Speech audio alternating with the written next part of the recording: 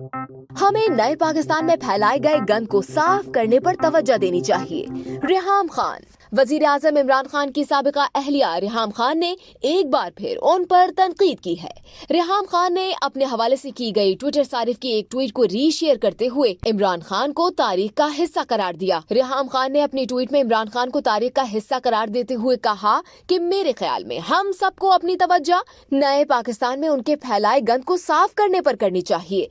ख्याल रहे कि इमरान खान के खिलाफ अदम एतमाद की तहरीक पेश किए जाने के बाद रेहाम खान के वजीर आजम के खिलाफ मुख्तलिफ बयानात सामने आए हैं, जिनमें उन्होंने सख्त अल्फाज में इमरान खान पर तनकीद की है। मजीद अपडेटेड रहने के लिए सब्सक्राइब कीजिए डेली जंग यूट्यूब चैनल।